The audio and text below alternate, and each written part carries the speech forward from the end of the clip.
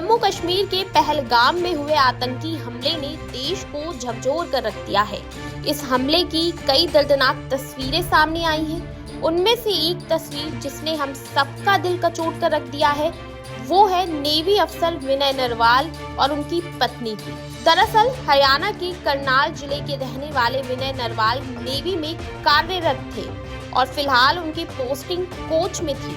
Viral तस्वीर में दिखता है कि नेवी अफसर विनय नरवाल मृत पड़े हैं और उनकी नवविवाहिता पत्नी हिमांशी नरवाल बदहवास सी बगल में बैठी हैं। ये तस्वीरें कभी न भूल पाने वाली हैं, जिसने हम सबको झकझोर कर रख दिया है। रिपोर्ट्स के मुताबिक 26 साल के विनय नरवाल और हिमांशी की 16 अप्रैल को उत्तराखंड में डेस्टिनेशन वेडिंग थी और फिर 19 अप्रैल को रिसेप्शन का आयोजन था। हिमांशी गुरुग्राम की रहने वाली थी और विनय करनाल के थे। दोनों ने शादी के बाद हनीमून के लिए कश्मीर जाने का फैसला लिया और पहलगाम पहुंचे थे, लेकिन उन्हें नहीं पता था कि यहाँ आतंकी हमले में मौत उनका इंतजार कर रही है।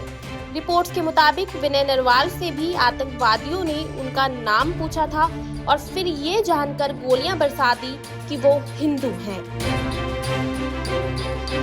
हमले के बाद का एक वीडियो भी सामने आया है, जिसमें महिलाएं चीखती चिल्लाती नजर आ रही हैं। जिस महिला की आवाज दिल को चीरने वाली है, वो हिमांशी थी, विनय की पत्नी, जो ये कह रही थी कि प्लीज मेरे पति को बचा लो।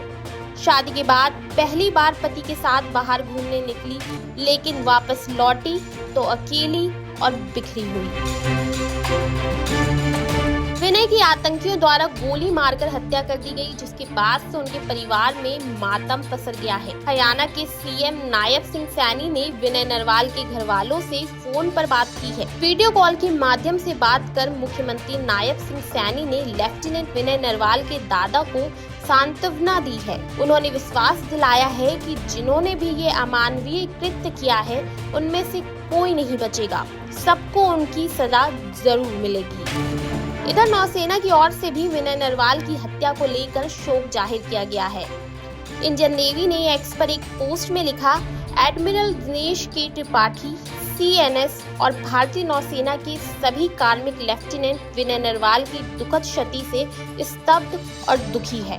वे पहलगाम में हुए नृशंस आतंकवादी हमले में मारे गए हैं। हम इस अकल्पनीय दुख की घड़ी में उनके परिवार के प्रति अपनी हार्दिक संवेदना व्यक्त करते हैं।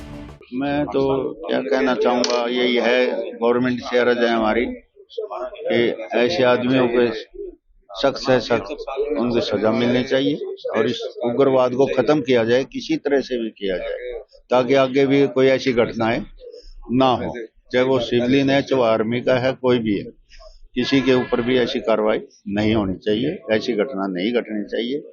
यही हमारी मांग, यही अपील है हमारी तो प्रधानमंत्री जी से भी कि इसको उग्रवाद को किसी भी तरह से भी खत्म करें, यही अपील। हाँ, टारगेट किया गया उनको, पहले से ही हो सकता है वो वहाँ कई दिन की रैकी की होगी उन्होंने पहले, उसके रैकी करने के बाद ही उस होटल को टारगेट किया गया, क्योंकि वहाँ पर्यटक जाते हैं घूमने के लिए, तो इसलिए वहाँ पर अटैक किया गया है। प्री प्लान हो सकता है ये। बता दें कि जयपुर, दिल्ली और मुंबई में इस घटना के बाद अलर्ट जारी कर दिया गया है। महाराष्ट्र के कई पर्यटक स्थलों पर सुरक्षा बढ़ा दी गई है। वहीं आतंकवादियों की इस टारगेट किलिंग से पूरे देश और दुनिया भर में गुस्सा है। आमतौर पर ऐसे पर्यटकों पर आतंकवादी हमले नहीं करते थे, लेकिन इस बार पूरे परिवार के साथ घूमने गए लोगों पर आतंकवादियों ने जितना भीषण हमला किया है, उसे भूलना आसान नहीं है। आपकी इस पूरे मामले को लेकर क्या राय है, हमें कमेंट बॉक्स में कमेंट करके जरूर बताइए और देखते रहिए नवोदय टाइम्स पंजाब केसरी।